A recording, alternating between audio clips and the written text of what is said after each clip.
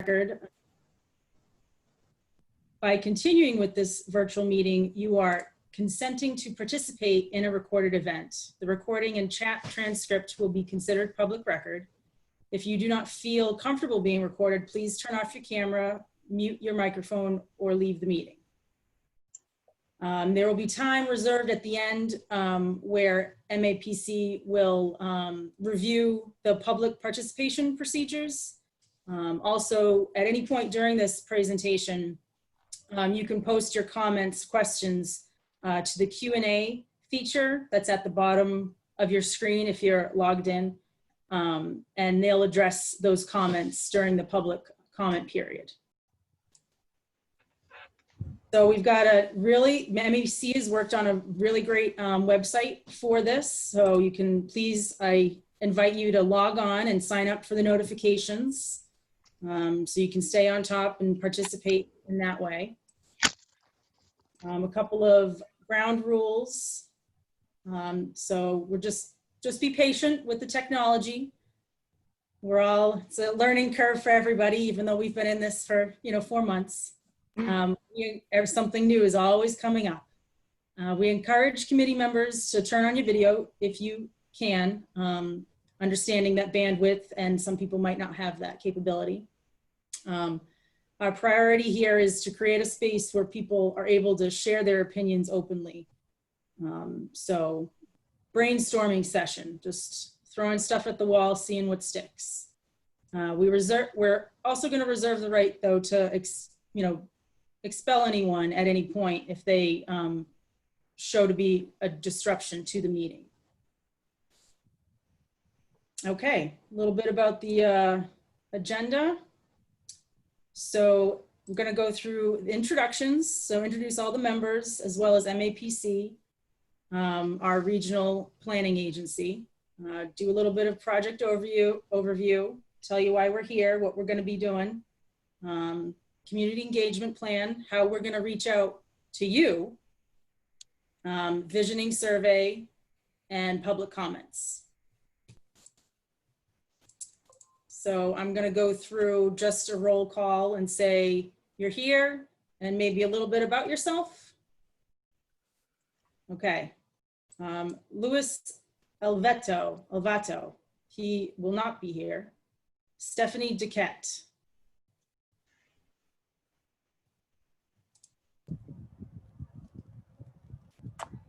Stephanie, you're on mute.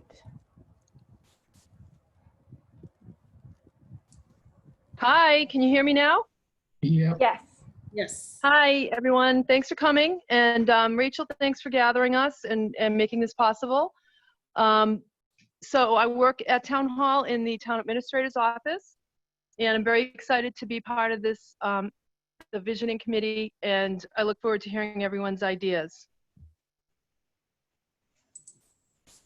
Diane Glass, I believe she was not going to be able to make it. George Labonte, he is not here. Jerry McGovern.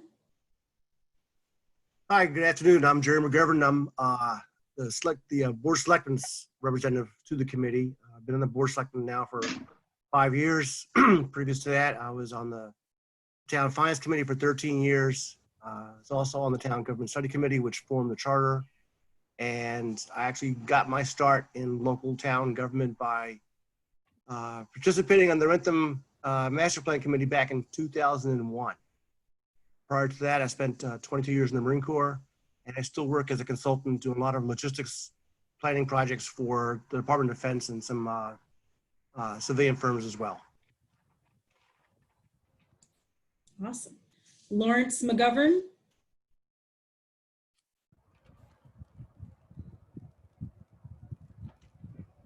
I'm wondering if you don't have my name incorrectly, Rachel. I'm Lawrence Johnson, and I am on the Open Space Committee. Is that who you meant by Lawrence McGovern? Yes, I have. Sorry, I apologize for that. Lawrence. I was wondering if I had a long lost cousin.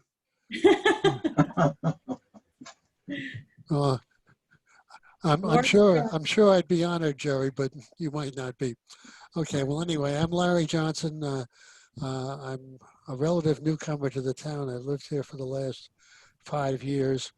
I'm a semi-retired trial lawyer, spent pretty much my whole career handling business civil litigation. I still handle some, but not very much. My partner and I run a horse and general livestock farm on West Road in the town, and look forward to working with you all. Thank you. Jeffrey Plant. Good afternoon, everyone. Jeff Plant, and I am a 39-year resident of Wrentham. But I guess if you count the 4 years going to King Philip, because I grew up in Plainville, I guess that gets me to 43. And I'm a 40-year professional engineer, civil and environmental engineer. Still working, but looking forward to retiring in a few years down the road, and I'm looking forward to working with the committee. Awesome. Stephen Schwarm. No, Steve works better, but I'm a member of the planning board and have been for, I guess it's 6 years now. So, and then I'm a software engineer, electronics engineer, and have worked in various companies in the area. I've lived here for over 30 years and have been in, had some other interesting positions in the town. I was the emergency management director for about 2 years, and I've also worked on a couple of other committees, but have been with the planning board the longest. Thank you. Alan Selling. Yes. Let's see, I lived in Wrentham since 1990. I currently am the chair of the Open Committee. And I guess I'm retired. Okay, thank you. I have an business, tech, high tech. So. Okay.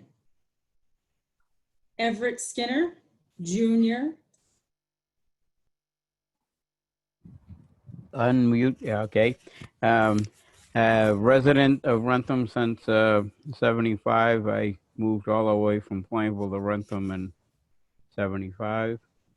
Was Public Works Director for 16 years and then went on to Public Works Assistant Director in Framingham, and I've been on the planning board. And I think it's coming up on 12 years this year. Awesome. Jeffrey Spratt. Good evening, everybody. My name is Jeff Spratt. I am a 10-year resident of Wrentham, relatively new member to the Economic Development Committee. I've been on the committee for about 6 months now. I have 3 young daughters, the oldest of whom is going into 2nd grade in the Wrentham Public Schools in some way, shape, or form in the fall. And professionally, I own a property management company. We manage virtually all types of properties in Mass and Rhode Island. Awesome. And Selena Zabrowski, who's also a landscape committee rep, was unable to make it. Nice. Okay, so just some more updates. Steve Schwarm has accepted the chairperson position for the steering committee. And I will be taking notes. So brushing up on that, my note skills. For mid-July, we're going to have a tutorial with the steering committee members. That'll just go over the general role, of volunteers and committees and boards, some town projects, both the short and long term, and just, some pointers, intro to multi-member committees for those that aren't used to it. Also, our topics for the master plan elements will be economic development and housing. And these two will provide a solid foundation for the future master plan phases. And so while we're going to be focusing on, in phase 1, on economic development and housing, the visioning process which is also included in phase one, is going to take into account all the opportunities for solutions throughout all the other elements as listed here. So land use, natural and cultural resources, open space and recreation, service and facilities, circulation, implementation, and then optional to add climate action, public health, or governance. So now, give my voice a little bit of a rest. I'm going to turn it over to Ella Weiss, the Senior Regional Land Use Planner at MAPC. Take it away. Great. Thank you so much, Rachel. And thank you, steering committee, for joining. And I'm so excited to see many public participants. What we're up to about 14 or 15. So welcome, everyone. Thank you so much. My name is Ella, and I work at MAPC, or the Metropolitan Area Planning Council. And we're the regional planning agency for the Boston area. And we've been hired by the town to help shepherd this planning process. I'm joined by Ralph, the principal in charge, who is also at this meeting and who has lots of experience doing master planning in the region, as well as Carolina, who will be leading community engagement and will be taking over the presentation soon and leading a discussion. Also, I want to introduce and deeply thank Yolando, another colleague who is managing tech, which is such a critical role. Thank you, Yolanda. So the steering committee members unofficially met about a month ago, and due to some COVID delays, not everyone had been sworn in. So it was an informal meeting, really just information sharing. There was no deliberation or decisions made, as the committee knows. So some of these slides will just be refreshers to get everyone in the who's joining from the public up to speed and to jog our memory. So what is a master plan? I'll read this first line. A master plan is a strategic framework that guides the future physical and economic development of a town or city based on the community's vision and goals. So basically what this master plan process entails is just a phase one, as Rachel described. So we're going to build a consensus around a vision for the community for what it wants to be in 10 years. And then we're going to dive in deep into the economic development and housing strategies to help us achieve that vision. While we're building the vision, we'll collect information and feedback and comments and ideas on all topics. So about circulation, about open space, anything that the community is facing in terms of opportunities or challenges. And that will be documented and will be included in the vision and what we're calling an issues and opportunities report. But then we'll really dive into the goals and strategies related to economic development and housing. And so the purpose of the master plan is to provide that vision and build consensus around it, and then delineate strategies and actions for the town so that when opportunities arise, the town is ready to respond and knows that the community is behind it. So the timeline for this process is a year, which is pretty short. So the first phase of this is visioning. So some existing conditions research, lots of public outreach, which Carolina will go into later, and then this issues and opportunities report. And then once we have that vision and lay of the land, we'll go into the deep dive into economic development and housing with lots more public outreach, and we'll finalize within now 11 months. So there's a lot of text up here. Oops. A lot of text up here. I encourage everyone to visit the website, and this is just a bit.ly link, a short link to the website, which has all of the slides about existing conditions that we've compiled so far. But just to call out some of the highlights of, you all know your town better than anyone, but it can be helpful to have some numbers reflected back, and hopefully the existing conditions can open our eyes to the lived experience of the neighbors we know and some of the neighbors maybe we don't know, so that we have a fuller understanding of what the community faces in town. So like many towns in the region, the population is aging. So almost 30% of the town's population is projected to be over the age of 65 within 10 years. Population growth is slowing down compared to the 80s and 90s. It's pretty homogenous population racially. It's 94% white. That said, 1 in 20 households speak a language other than English at home, mostly European. Well educated and high income. In terms of housing, it's pretty stable. Most people, the vast majority of people lived in the same house last year as they do now.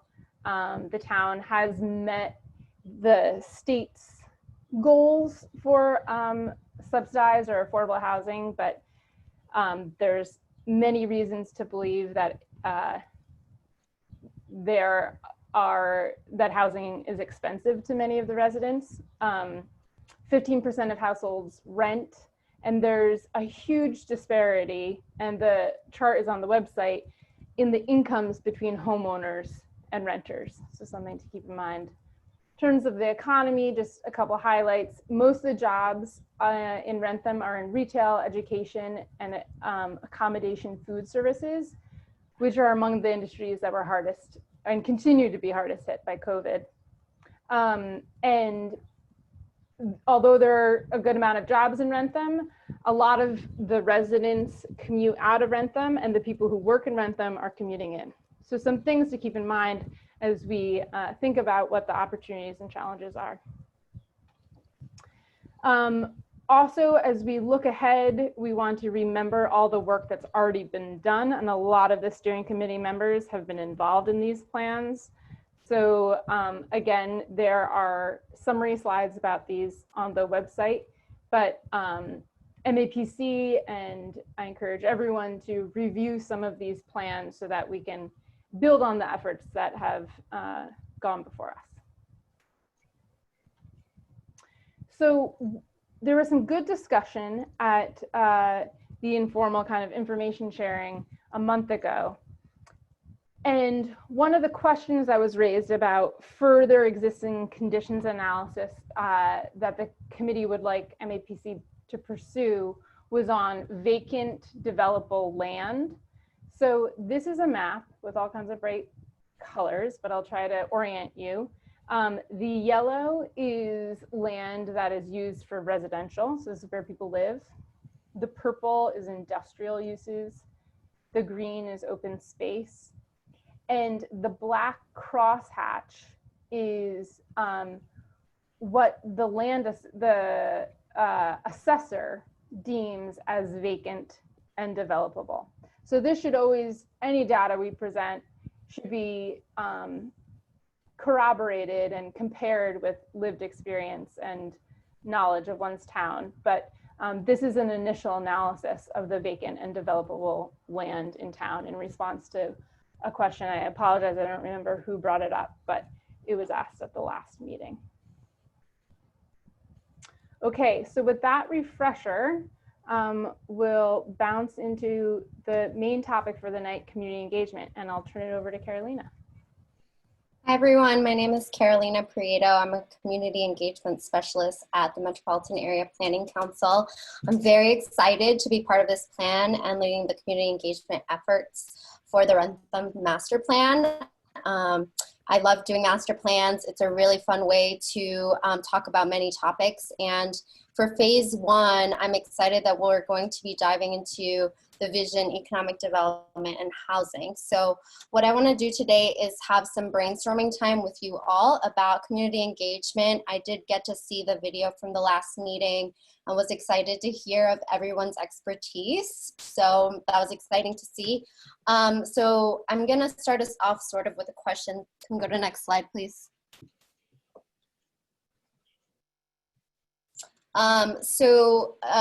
I wanted to start off with the committee and wanted to ask, what does successful community engagement look like to you all on the committee? What does it mean to do community engagement, and what does success look like? So when anybody is ready to jump in, go ahead and unmute yourselves, and love to hear what your thoughts are. Well, this is Steve. I think the thing I would hope for is to have a significant amount of community input into what they think the long-term plan for the town is and what it should look like 10 years from now and 20 years from now even. Great. Thanks, Steve. And this is Jeff. I would echo what Steve just said, and I guess I would just add to that we have very clear and factual communications with the community so that we can make sure we can get, all of the proper information out that everybody's going to need. Great. So clear communication and facts to the community members. Great. Thanks, Jeff. This is the other Jeff, and I would say, feedback from a broad range of people as well, residential, people who live in the town, people who own businesses in the town, just trying to get a sample from everybody and not just one voice from a similar sort of demographic or portion of the population. Great. Yeah, I echo that too. It's we need, I don't know if the term is penetration or whatever. We never seem to be able to get to everybody. We only seem to be able to get to the same group of people every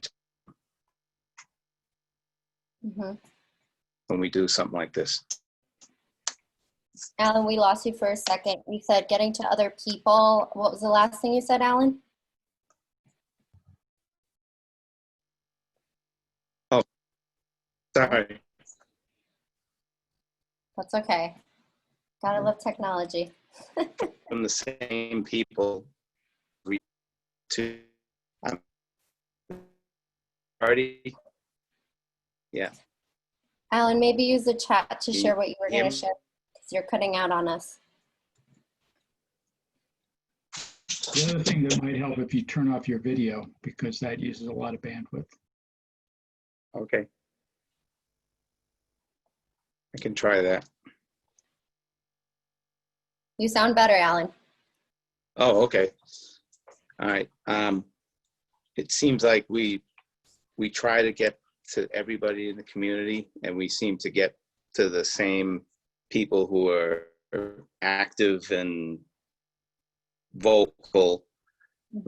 We never be able to get people who maybe have some strong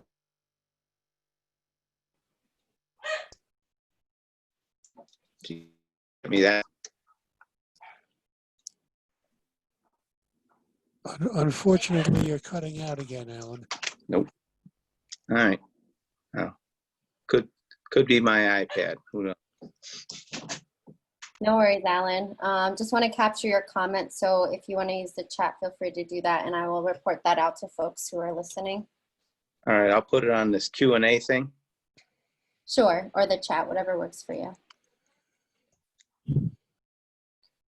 Larry, did you have a comment?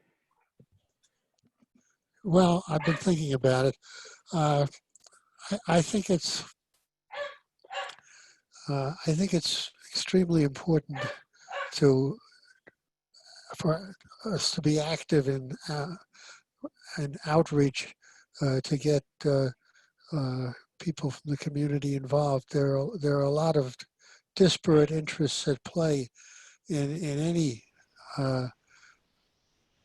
community plan, and the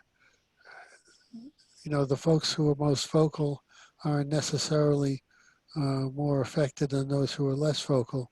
I think we need maximum input on what the various constituencies in the town, what's important to them, and how they want to see the community develop. Great. And I heard a point here, Larry, about talking to those who are most affected, which I think is a good point. Yeah. Great, thank you. I wonder if when we get ready to send out questionnaires, we need to send out multiple questionnaires for specific topics, and we might get different people to respond if we send out a general questionnaire with all of the topics. I feel you're going to, as everyone else has said, you're going to get the same people who responded 15 years ago when we did a master plan. Yeah, that's We a great we idea. don't seem to be able to hit the average homeowner. It's always people who are already very involved in the town, and not that their opinion doesn't matter. It certainly does, but I'd like to hear the opinion of people who are old to town but never been involved, and new to town and haven't got involved yet. Mm-hmm. Great. I think it's likely that quite a large portion of the community hasn't had necessarily had either the time or the inclination to think about how they want the community to develop, and what their interests are, and how those relate to the interests of other folks. Obviously, business people in town don't necessarily have the same interests that residents do, and not all residents have the same interests. Yeah, absolutely. Maybe hearing from folks who haven't spoken yet. Maybe Stephanie or others that I might have missed. Jerry.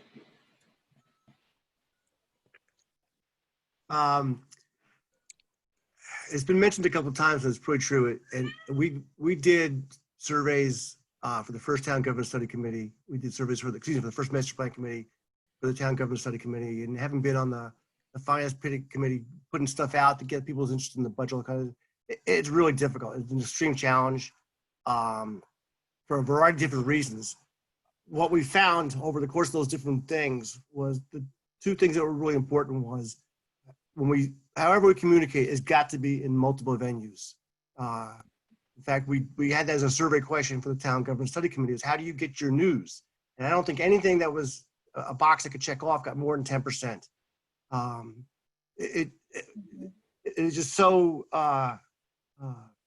disparate the way people will get the information, kind of because of where we are geographically, but for a variety of other reasons too. And any way we can get that out, or every way we can get that out is really important.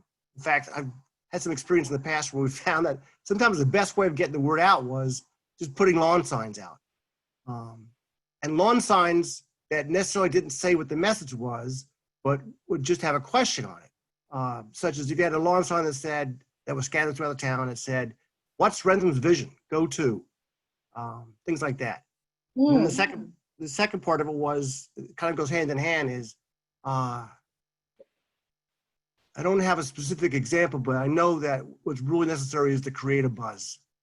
I think I mentioned to a couple of folks earlier that one of the biggest town meetings we had here since I've lived here was when the sewer issue was brought up.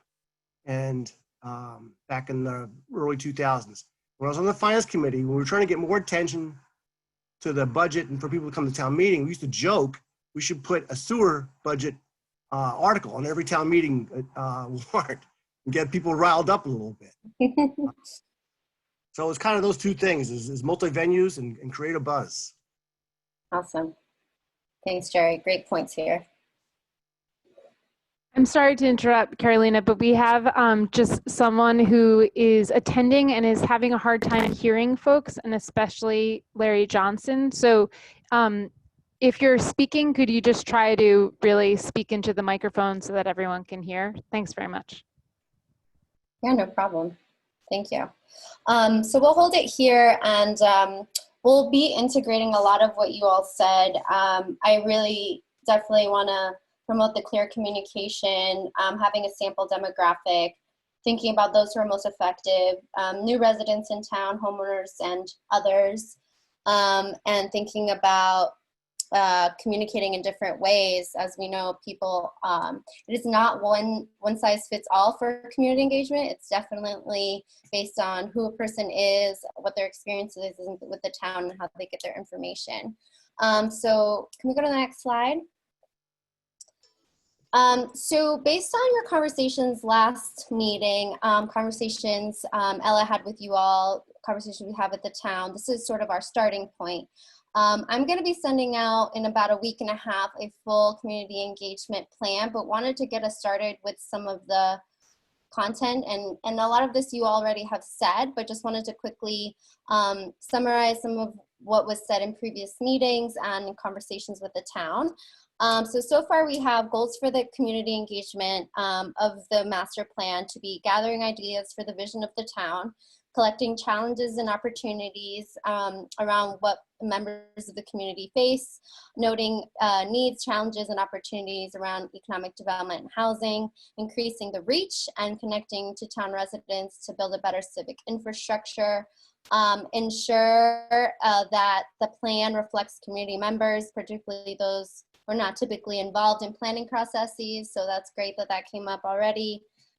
Again, and to help build commitment and investment in the plan to support next steps for implementation. Any comments or thoughts before we move on to that? Great. Next slide. So just a reminder of our roles as committee members is to provide guidance and input related to engagement, which is what we're doing, provide guidance on the plan content, and act as ambassadors to assist in public participation and dissemination of information to a wide distribution of people to get feedback from the public. Next slide. So I wanted to go through this kind of schedule timeline for engagement of what we're currently thinking. Again, this is a draft conversation, but wanted to, based on the scope with the town, conversations we've had with you all, to get something on paper so we can workshop it together. So this will be included in the community engagement plan you all will get to review and give us edits for. You know, in about a week and a half, but I'll walk through this, and we can take any comments or questions, or just stop me as I go through this. So again, we have the visioning phase and the plan development phase. We're right at the beginning here with existing conditions. Our second meeting that's happening now in July, and the writing of the community engagement plan. We are going to be this month working on the visioning survey, and Ella will talk more details about that. I think Everett brought up some good points about how we need to message that survey and what that should look like already. And then we'll have a good amount of time to distribute the survey widely so that we can get some different perspectives and check in on what kind of feedback we're getting and from whom, and then be able to do additional outreach throughout the month so we can get a variety and breadth of engagement from different community members. The virtual visioning forum, we're thinking will be in the fall, in September.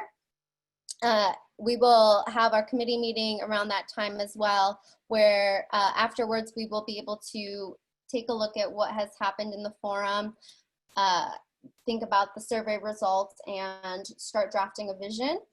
And then after that, draft a vision and issues report that Ella will be working on for you all to take a look at. So that will be going into the end of October or so. And then in November, thinking about development of our second survey, and we may need to think about the idea Everett had about separating the content around housing and economic development. And I know there'll be a lot of opinions on how we do that, so that'll be good. Distributing that widely, so we'll have about 3 months to do that.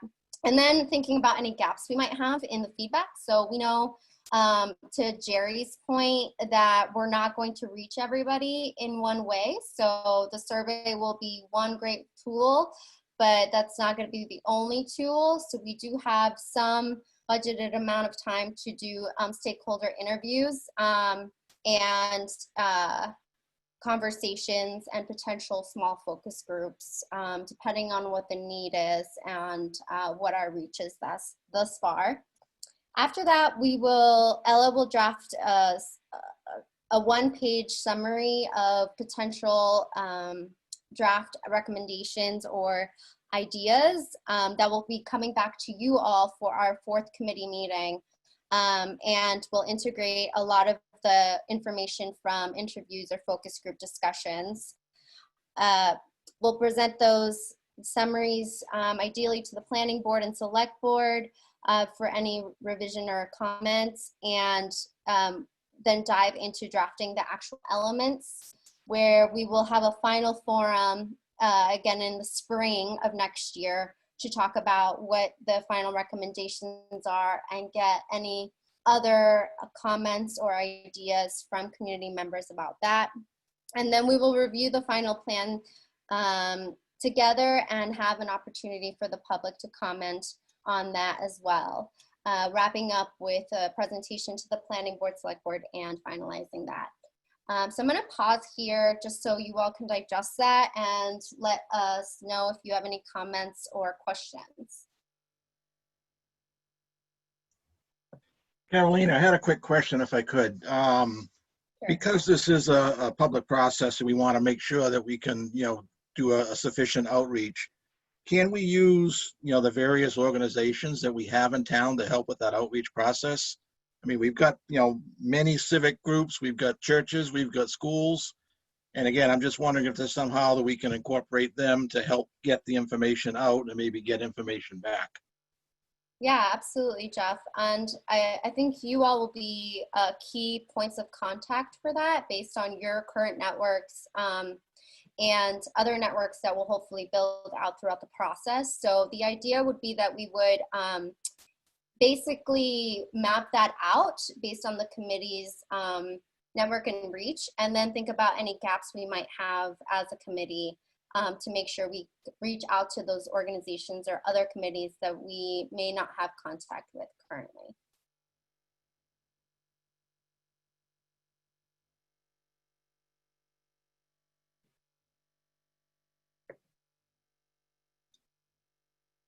Okay, glad to hear it's perfect then. Okay, so if anybody else comes up with any other ideas or comments on this, please let us know. I think as we start developing the content, we'll definitely, and as we start collecting some of that feedback, we'll definitely be able to identify any gaps that we're not getting to.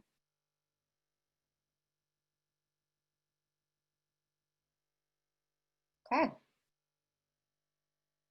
I'll go to the next slide.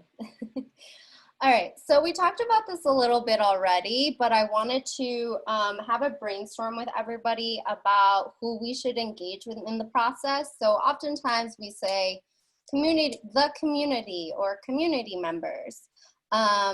However, we want to be specific about who it is that we're talking about because we know that to reach different people, it's going to take different types of engagement. So maybe if I want to reach a 15-year-old, I'm not going to be doing that through perhaps Facebook at this point, right? So trying to think about what modes of communication are good for different groups of folks in town, and wanted to see who we wanted to engage. Everett mentioned getting people who are new to town, so that I think that's a very specific group of people.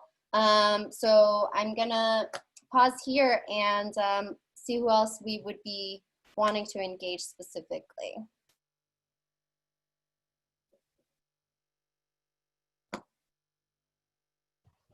Well, I think we want to make sure we engage the senior citizens, in particular the ones that don't have things like computers and stuff like that to connect to the outside world. And that it's an interesting situation we have there, but we do have a good senior center as a starting point, at least a list of people to consider connecting to.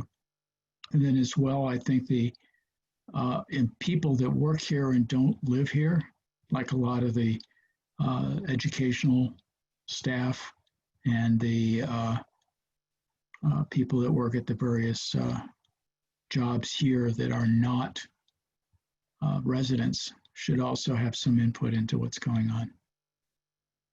I agree with Steve 100%. We need to get the seniors involved. Can I ask a question? Is the senior center open right now, or no? I don't think it is, but they have a list of people that are at least registered with the senior center, and we could distribute something. They have a newsletter that they publish monthly, I believe, as well. Great.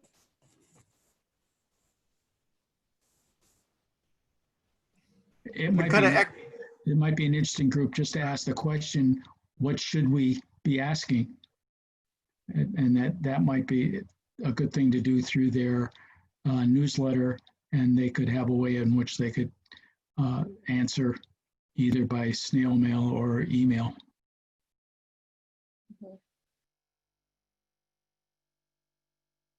I was going to say, to kind of echo what both Everett and Steve said, especially if we crafted the message that goes to the seniors or to the newcomers, it makes it seem like we're looking specifically to them. You know, as a dear so-and-so, as a person who just moved to Wrentham in the past 2 years, we'd like to help you get engaged. Or dear senior citizen, or not senior citizen, but you know, longtime resident of Wrentham, or however we do it. But if we crafted the message specifically for those target groups, that might also help kind of improve the feedback. Yeah, direct communication messaging. That's great, Jerry.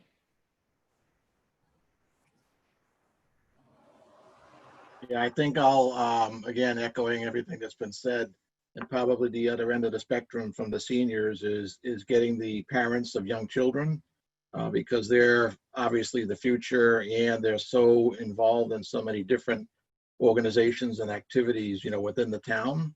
And a lot of times, you know, some of these parents that are young children and shuffling them around all over the place and also trying to work, they may not really have enough time to put into some of these things. So again, if we can use, you know, the school communication system to help outreach to them, that may help us getting some information back. Mm-hmm. Yeah, I'm going to echo that as well. As a selectman, I get more input from small business owners who own businesses in Wrentham but don't live here, and are frustrated sometimes that they can't vote at town meeting, and they kind of get left out of the process of deciding things, even though they have a pretty good stake in what's happening in Wrentham. I also have a wife who's a school teacher, and I get a lot of feedback that way too, from the teachers network. It comes back to me, and they want to ask my wife, what does Jerry know about this? And what does he know about that? And a lot of times, because there are people who they work here in Wrentham, but they don't live here in Wrentham. Mm-hmm. Yeah, that might be that, Jerry.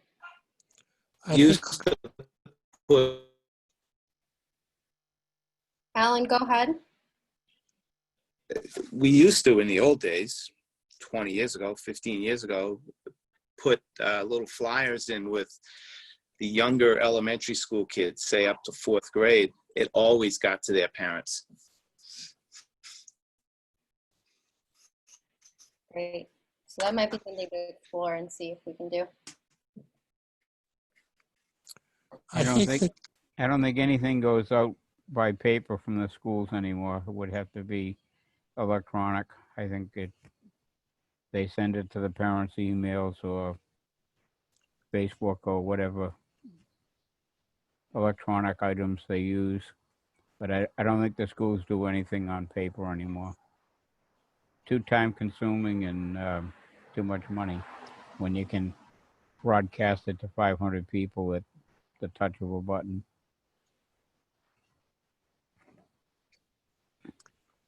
I think the school is a great place to send it out, for sure. And I really like Jerry's idea of some lawn signs that say, have you seen what Wrentham's planning to do? Or what's the new look of Wrentham? Something really catchy to get people's attention. Maybe have a number to call. Or I don't care, every committee member's number to call. They can call me, I'll answer the phone. I think there's another constituency which is closely related to parents with school-age children, and that's young adults and adolescents themselves. Kids who've grown up in Wrentham, it would be useful to know what they see or looking for as a community that they'd want to raise their own families in. We have a long-term interest in hanging on to kids and then not having to move away. Along those lines, it might be interesting to find out about one of the clubs or something like that that has a similar goal at the high school and have them involved. And I can't think of one right off the top of my head, but I'm quite sure that there might be something along those lines that would be interesting to pursue. Yeah, Steve, I was gonna say, I know one of the things that's at the high school is the Leo's Club. And that's usually, I think, Billy, the last count, we've got over 200 students. Now that's gonna be a mixture of the tri-towns, but there's still a lot of students. And, that's one organization that also has public service requirements. And there are other organizations in the school as well. So I agree, if we can reach out to some of the, the middle and the high school, that may help. We may be able to get some folks that want to do it, but also it's a win-win. They can help us out, and then they can also get some community involvement as well.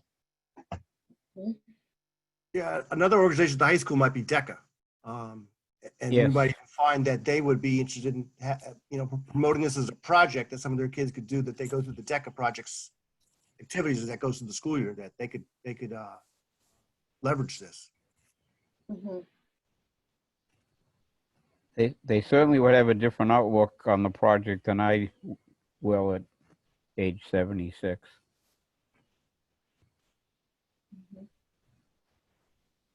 Right. Another possible connection would be through the scout troops. Boy Scout troops have one of the life project or something like that, be an outreach within their own troop for the same kinds of things that might give a different perspective also.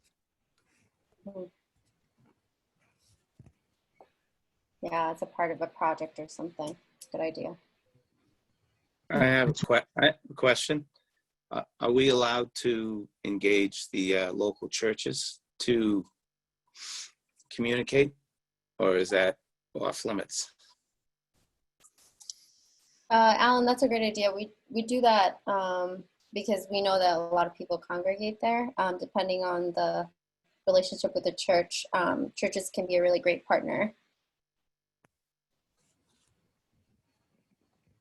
Are there specific churches, Alan, that you would recommend we reach out to?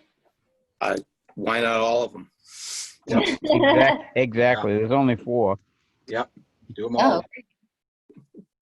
Oh, great. And they're all pretty active.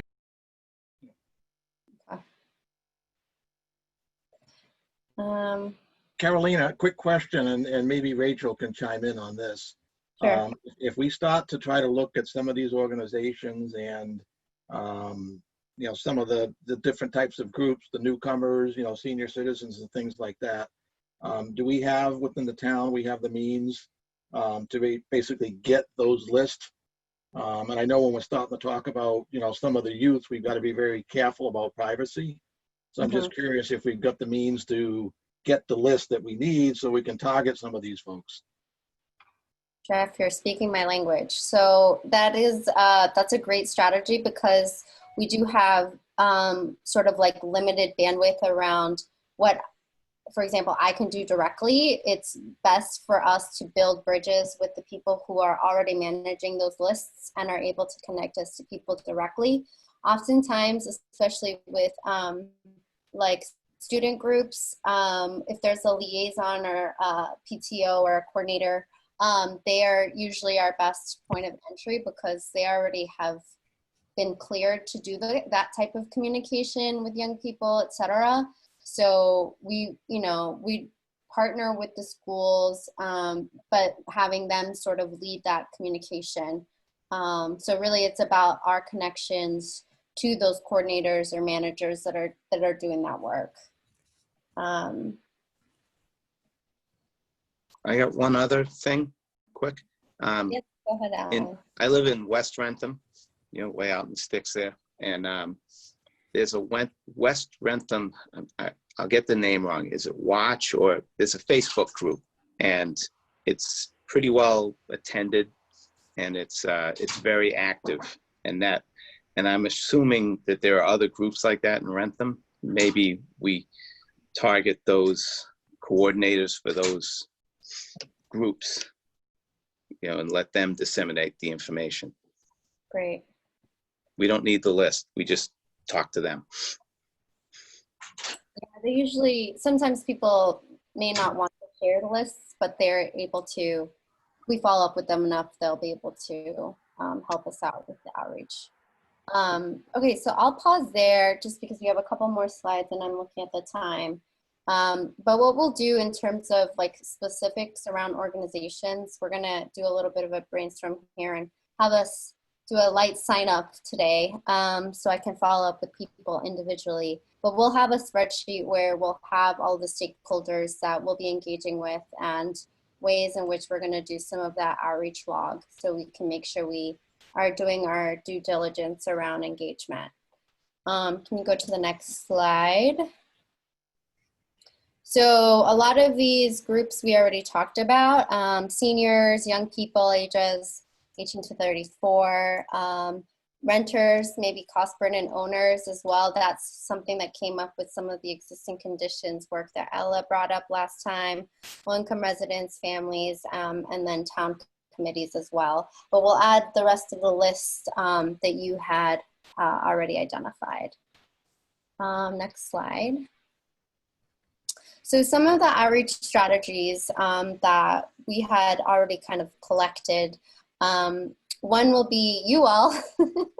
You're part of our outreach strategies. So just make sure you know that up front, that your networks, your connections, the work that you're already doing in town is crucial to making sure that we're connecting people to the conversation. The website obviously is up and running, thinking about ways we can strategically use social media, contact lists. So yes, that came up, which is great. Thanks, Jeff. Nixle is something that we've been talking to Rachel about, and town-wide messages of how we can do that. And I know it's an opt-in option for people in town. So that will be a way for us to do that. Press will be another form of engagement. And we can think about when. I'd be curious to hear from the town, from you all, from the committee members, as we kind of get closer to the forums, et cetera, when and how would be the best way to think about those pieces. Thanks, Cable Aid, for being here. And then meeting presentations. Should you be sitting on different committees or boards, et cetera, having you all think about presenting about the master plan in those meetings as well, or having a few minutes at the beginning or end of those meetings. And where would I look for the website? I mean, is it easy to find? Is it hidden in some other committee? It needs to be easy to find. If we're going to have people look for it, they shouldn't have to go through 3 other departments to get to the website for this. It ought to come up as a separate entity in the town's website. Mm-hmm. Yeah, Rachel, I don't know if you want to take this comment and see if there's something you wanted to add in terms of the town's posting of the website, et cetera. Yeah, so we created a link off of the planning board's webpage on the right-hand side for master plan update. Okay. And that's a direct link to the MAPC website. Yep. I just wonder if it shouldn't be when you bring up Wrentham.mass.gov or whatever it is. I can never remember. I have to try 15 times to find it. If it ought to come up right under the list of committees, yeah, rather than under the planning board, because people are going to look for it, and they're not going to want to click on selectmen, zoning, police, fires, elementary school, King Philip School. There's 47 different departments. You're right. I am biased. I go to that webpage every day. So you're right. I can talk to the town clerk who manages the webpage and see what we can do to get it on one of those more prominent pages. Definitely. I think that's a good idea. I don't know if anybody else agrees, but shouldn't have to hunt for it. Yeah, other Billy, I thing- agree. Definitely, if we can try to get it as far up on the homepage of the town, we can. And we've also got the electronic sign out in front of town hall, so whenever is an appropriate time to put notice up there and at least get people's attention and tell them where to, where they can get more information. Great. The other thing too, that would be nice if there was a way in which that ID would say like the time it was last updated or something like that. So when you look at it and want to monitor it, you don't have to keep opening it up. It'll just say that it was last updated on such and such a date or something like that. That's my frustration with most of those websites is you don't know when they get changed. Exactly. And there's a lot of new people who will think, well, didn't they just do this? Or we did it in what, 2002, somebody said? Seems like yesterday to me. I was on the planning board when that happened.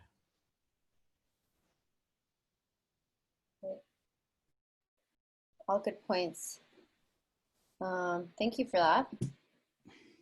Let's go to the next slide. So we wanted to take a moment to sort of think about what our reach is on the committee now, so that in my efforts, I strategically use our funds to think about how to build bridges with other folks that we may not have connections with currently. So we're gonna try to do this activity where we think about who you can reach based on your networks and how you can reach them. And what we're gonna do is use the chat box if folks are able to do that, and think about, for example, if I can reach business owners, number 4, and I can reach them by email, I'll put 4A in the chat so that we can sort of take note of what our diversity is in reaching people and then using the gaps and filling those gaps. So I'm gonna take maybe 4 minutes or so to do this. Any questions about the directions of this? And you can just put that in the all group chat. Feel free to add more than one. You can do all of them.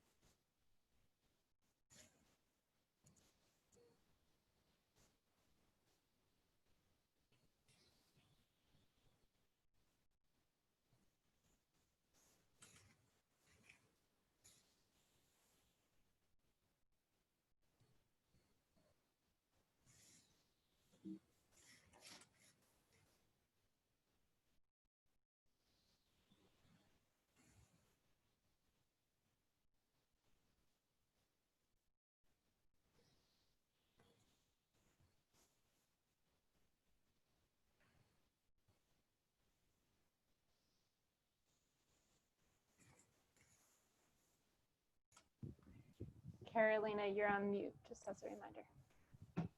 Thanks.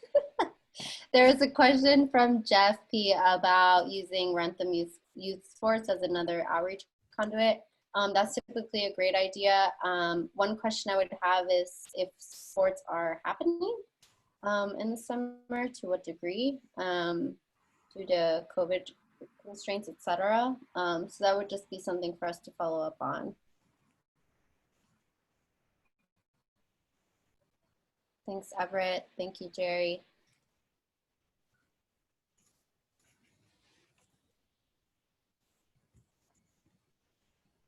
Yeah, Steve, your idea about attending each of the town committee meetings to get their input and asking for help would be great.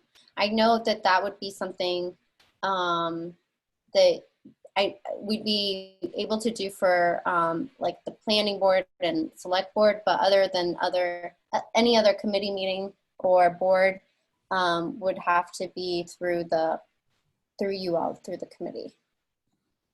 Okay, sports are active, great. Excellent.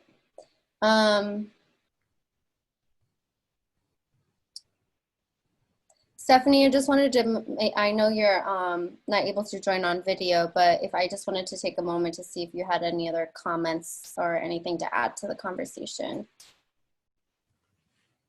There may be ways that we could, obviously, with some kind of a flyer that goes into mailings that go out regularly from different departments. I'm thinking like the tax bills. I mean, obviously, I can't commit the department, but I'm just thinking out loud here. Because there is regular correspondence that goes out from various town departments to the residents. Some are cyclical and they go out on a regular basis. So if we had some kind of a flyer to put in that, we could reach people in that way. Obviously signage, our office manages the sign. There's an electronic sign in front of Town Hall as well as in front of Station 2, which is down in West Wrentham on 1165 West Street, I believe is the number. But anyway, so we have the signs available there. So we can have messaging in that respect. Great. Take a note of that. Thanks, Stephanie. Okay, if anything else comes up for you all, feel free to call or email or shoot us a message here in the chat, and we'll add that to the starting point of our engagement. So thank you all for that, and I'll move it to the next slide. So I'll pass it over to Ella to talk about the visioning survey. Great, thank you, Carolina. And you'll find out later, but there was a lot of good input and suggestions coming from the residents as well. And so hopefully we've captured all of those. Thank you, everyone. So this is the last segment of the meeting before we go to public comment. Just want to set our eyes on the beautiful horizon. So what's coming up next is the survey. So the survey is really, other than this meeting, which is open to the public, it's really the first push of our community outreach. It will be hosted online. We can talk about providing hard copies, but mostly it'll be hosted online, and MAPC has a lot of experience with online surveys, especially at this point. So we will work on drafting the survey, and then we will send it to the committee for your review if we're missing anything.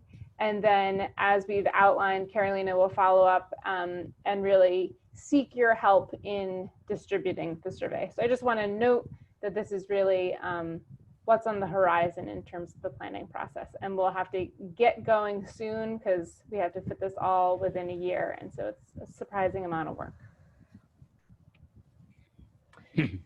So the next steps, as Rachel mentioned in the beginning, there will be a tutorial for the steering committee that will be town-led, hopefully in July, maybe later in the summer, to get everyone on the same page about master planning and the history of master planning in the town and kind of the levers of change that the steering committee has and that a master plan has. It's limited. Although we can set the vision, we can't say abracadabra. and then look out for the survey to review and how to help distribute it. And we'll follow up about those actions. So those are the next steps. And with that, I just want to thank you so much for your time and move on to public comment. And I'm going to stop sharing my screen at this point.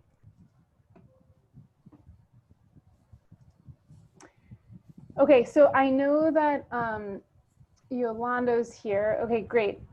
So Yolanda, would you mind kind of going over how people can make public comments? Yes, definitely. Thanks. So, hi everybody. For making public comments, you can raise your hand at the bottom of your Zoom screen. You should have a few different options there. And if you want to raise your hand, we will be able to see that you have raised your hand, and it'll come up in order as folks raise their hands, and then we will be able to unmute you and you can engage with members who are panelists in this Zoom meeting. And other folks who are in attendance can also hear your question or comments. And then after you ask your question or make your comment in engaging with the panelists, we can move on to the next person who has a question or comment to make. If you also just want to type up your question or comment, you can do that in the Q&A feature of a Zoom.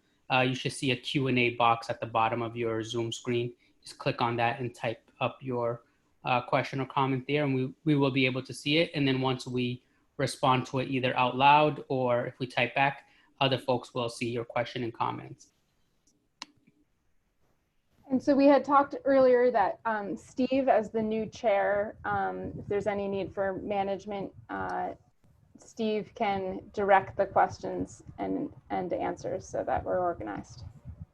Okay, so are there any people that have any questions or comments from the attendees list? We have 2 hands up at the moment. So go ahead, Janet.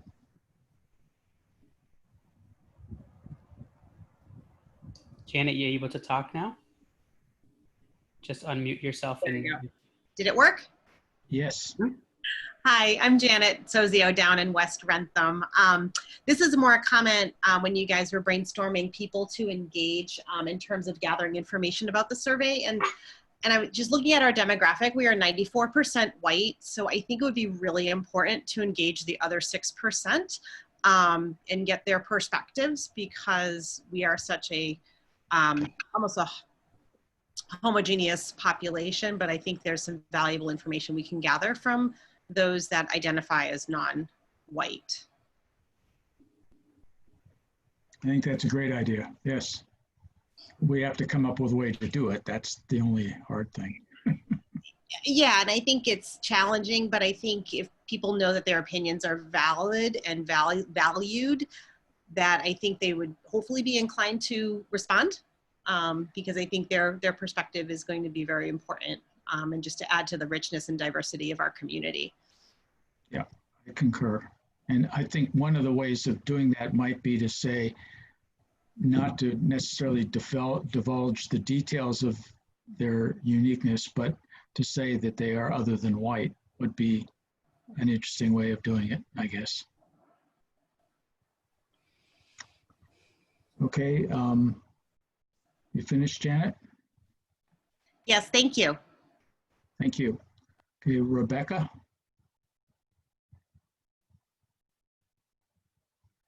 You're unmuted, you can talk. Got it? Hello? Yeah, Hi. got you now. I'm Rebecca Zittimer. I'm also from Wrentham. Hi, Janet. That's funny. I come at you from a bit of a different perspective. I'm a disabled person. So listening to the aged population in the beginning was very interesting to me, because I'm legally blind.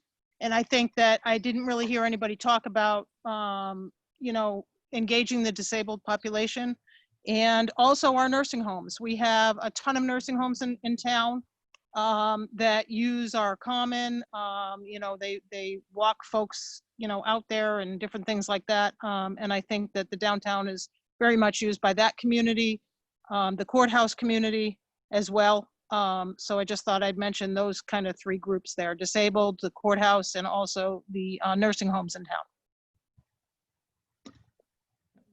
That's excellent feedback.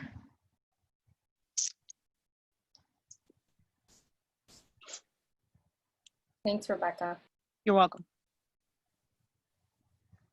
Okay, we have an interesting comment on the question and answer box here. Is does the planning process involve benchmarking other towns for similar sizes, demographics, planning status, etc.? Is there any plan to do things of that nature? I'm not sure what Chris means by benchmarking. And so Chris, if you want to elaborate on your question, please go ahead. Certainly during the analysis of existing conditions, it can be helpful to put the numbers in context so you know what some of these numbers mean, whether median income is affluent or not. I'm not sure that the goals and strategies that we come up with necessarily need to be in comparison to other towns, as long as they are sensitive to the context here. But please let us know if that's not fully answering your question. Go ahead, Chris, you're unmuted. Thanks. Can you hear me? Yep. Excellent. Hi, everyone. Yeah, I thought typing would be easier, but what the heck, we might as well talk. Yeah, no, I guess my thought was, the planning process is obviously going to involve a bunch of decisions that will impact the future of the town. So I guess where I was going with benchmarking is, other towns that have been through a similar planning process recently, have the decisions they made impacted the town in the way that they expected, or would they have made different decisions seeing the outcome? So just a little bit of a check to see if what we get out of this process is actually what we intend to, or if we could actually end up with something a little different based on the process. If I could jump in, I think there are probably a couple of ways to look at that. So first of all, when we do a master plan, we typically wind up trying to compare the subject community with either similar communities that we sort of pick and choose from the region. In some cases, it's just a comparison with communities around, that surround Wrentham. That would be another option. Compare some of those numbers, and I'm talking about demographic and fiscal information, things along those lines. And then it's also compared with maybe the county and the state as a whole. But in terms of the other part of your question, I think gets to, what have we learned from strategies that might be recommended in the master plan, and how have those strategies worked in other communities that might be similar. And we've certainly been working on a number of master plans throughout the region, and we're aware of plans that have been conducted around the region that we may not have actually written, but we have a pretty good idea as to the types of strategies that might work for particular issues and problems. We can bring the results of those experiences into this planning process for just as examples or illustrative approaches that the town of Wrentham might consider down the road. Hopefully that gets to answer the question. Well, I think that's one of the reasons why you're involved, is to help us with that part of it. Thank you very much, Chris, for that input. Is there anybody else that would like to talk?